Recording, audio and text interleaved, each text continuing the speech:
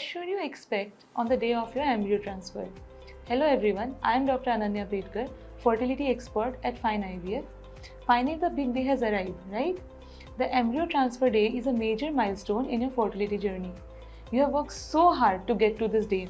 The medicines, the injections, the multiple appointments, the egg retrieval, the anesthesia, and finally the day for the embryo transfer arrives. This is the day to get pregnant. Unlike your egg retrieval, your embryo transfer will not require any anesthesia. Means you can eat a healthy, light breakfast and even lunch, depending on your scheduled procedure time. But there are a few do's and don'ts for the day of the embryo transfer. On the day, we advise you and your partner both to not wear any perfume or cologne on that day. The reason, your little embryos are super sensitive to certain smells and we do not want them to get disrupted in their vulnerable state. Embryo transfer requires a full bladder, so our team will advise you to drink lots of fluid starting an hour before your scheduled transfer. We also take identification and security very seriously. In addition to all the safeguards and technology that we utilize in the lab, a series of verifications will be performed prior to your embryo transfer to ensure that you are receiving the correct embryo. Is this procedure painful? So embryo transfer procedure is virtually a painless procedure with the exception of possible mild cramping.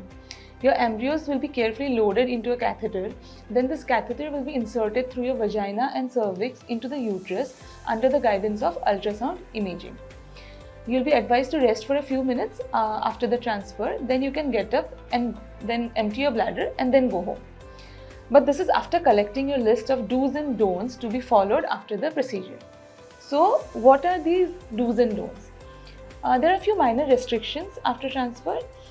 The best news is that you don't have to be on bed rest. In fact, limiting activity has been linked to increased stress, which can affect treatment results.